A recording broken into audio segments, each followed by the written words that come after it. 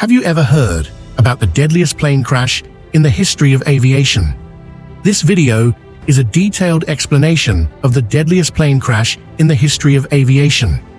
Kindly subscribe to this channel for more aviation-related videos. Let's dive into the heartbreaking story. The Tenerife Airport disaster of March 27, 1977, remains the deadliest aviation accident in history.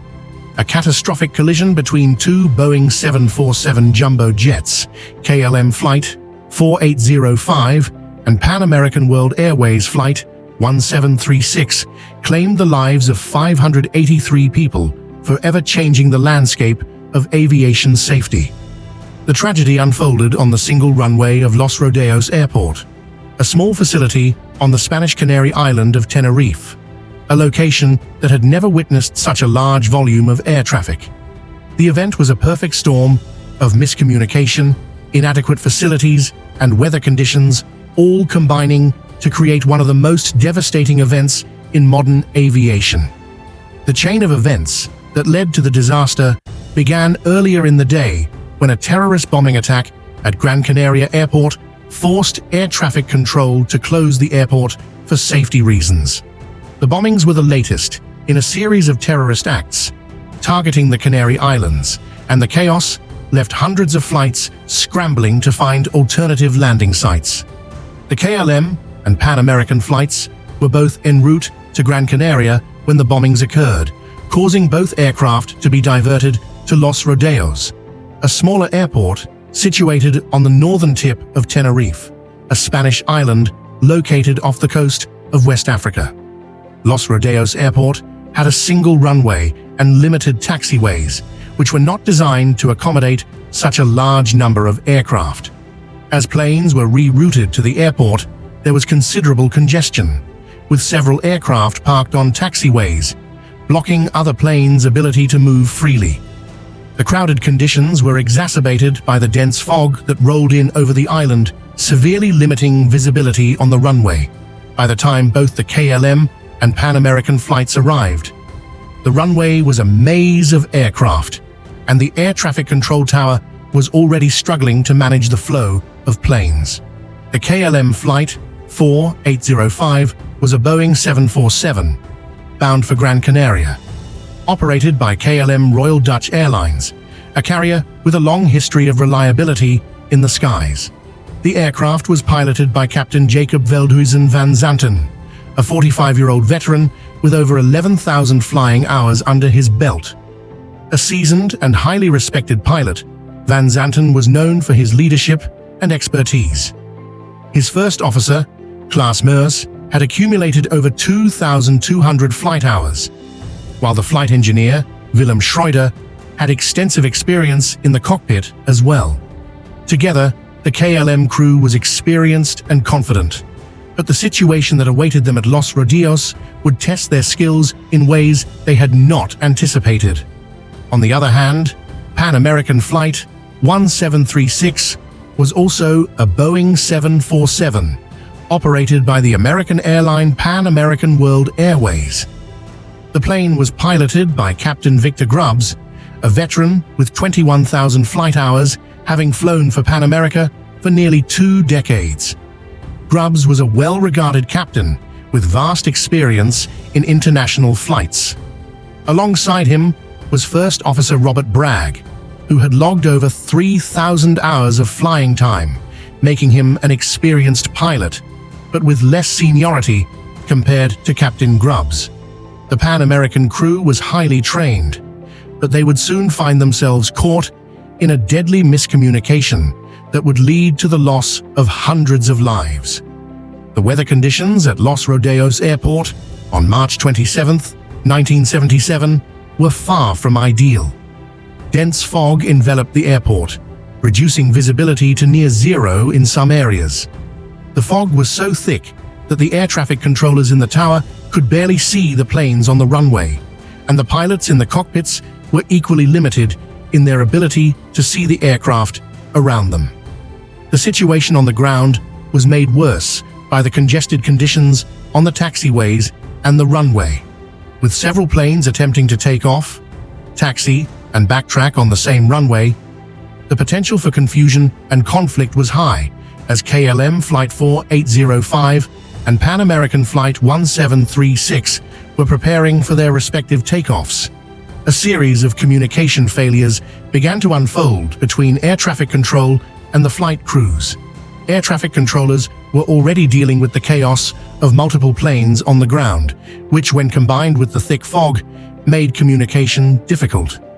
Due to the limited visibility, the tower was unable to visually verify the positions of the aircraft on the runway, and this caused confusion about which planes were moving and whether they were clear for takeoff.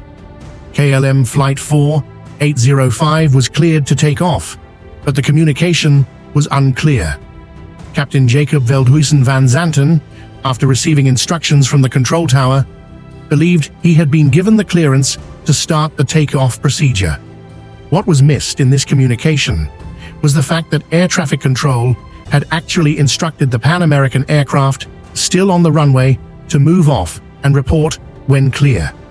In the fog, neither of the two flight crews could see the other aircraft on the runway. Pan American Flight 1736, meanwhile, was still taxiing on the runway.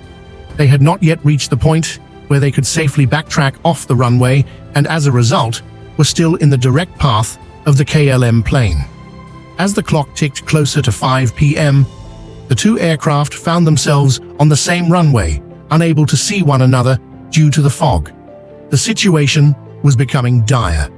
The KLM Flight 4805 began to taxi, accelerating down the runway. At this point, the KLM crew, led by Captain Van Zanten, was still unaware of the Pan American aircraft ahead of them.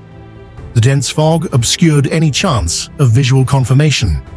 At the same time, Pan American Flight 1736 was still navigating the runway.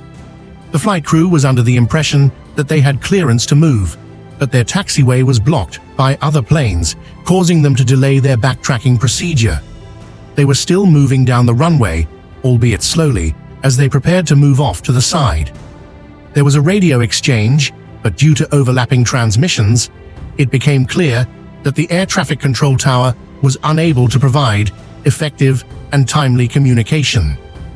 As Captain Grubbs of the Pan American Flight continued to move, he asked his first officer, Robert Bragg, to keep an eye out for any approaching aircraft. Yet the most critical point of the disaster occurred in those final moments. The KLM aircraft, still accelerating down the runway, had just passed the point where it could safely abort its takeoff. Meanwhile, Pan American Flight 1736, still not completely clear of the runway, continued its slow roll down the same strip. In the cockpit of KLM Flight 4805, Captain Van Zanten had initiated the takeoff procedure. His experience as one of KLM's most senior pilots led him to confidently proceed with the clearance he thought he had been given. He began the takeoff roll with the nose of the aircraft rising from the ground. The speed increased, and the four powerful engines of the 747 roared to life as the plane picked up speed. But in the thick fog, the KLM crew had not seen the Pan American aircraft, and the Pan American crew had not seen the KLM plane either. It was too late for either crew to take evasive action. As KLM Flight 4805 accelerated, the Pan American plane, still taxiing, was in the direct path of the oncoming jet. As the KLM aircraft reached full speed and took to the sky, the collision happened. The crash was catastrophic. At 5:06 p.m., the two planes collided in a fiery explosion that could be heard from miles. The KLM 747, traveling at takeoff speed, plowed into the Pan American aircraft. The force of the impact caused the KLM plane to lift off the ground and break apart mid-air, while the Pan Am plane was consumed by a massive fire that engulfed the aircraft. In those first few seconds, the wreckage and the fire became an inferno. The heat from the fire was so intense that it could be seen from miles away, and thick plumes of black smoke rose into the sky. The scene was chaotic, and emergency responders were quickly dispatched to the site. Among the wreckage, the victims of the disaster were not only the passengers, but also the flight crew of both aircraft.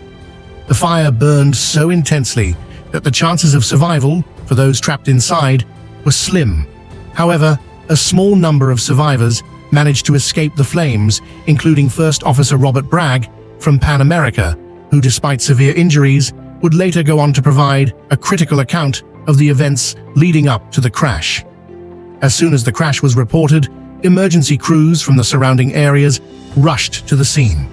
The crash had happened on the only runway, and the isolated location of the airport presented significant challenges for the emergency teams. The fire was so large that firefighters could hardly get close to the wreckage. Pan American Flight 1736 had been engulfed in flames, while parts of the KLM 747 were scattered along the runway. First responders worked tirelessly in an effort to save those who were still alive. It took hours for the emergency teams to contain the fire and retrieve the bodies from the wreckage. The survivors, many of them with severe injuries, were rushed to nearby hospitals. First Officer Robert Bragg, who had been critically injured, was later able to recount the events, providing investigators with crucial details that helped to shed light on the causes of the disaster. Today, the Tenerife Airport disaster is remembered as a tragic moment in aviation history, but it also serves as a reminder of the importance of communication, coordination, and safety in aviation. Memorials have been erected to honor the 583 lives lost that day, and their memory continues to influence safety practices around the world. In the years following the disaster, aviation safety has improved significantly, thanks in part to the lessons learned from Tenerife. The impact of the accident is still felt, and it serves as a somber reminder of the importance of rigorous safety protocols. The Tenerife disaster of March 27, 1977, remains the deadliest aviation accident in history, claiming the lives of 583 people. Kindly subscribe to this channel for more aviation-related videos.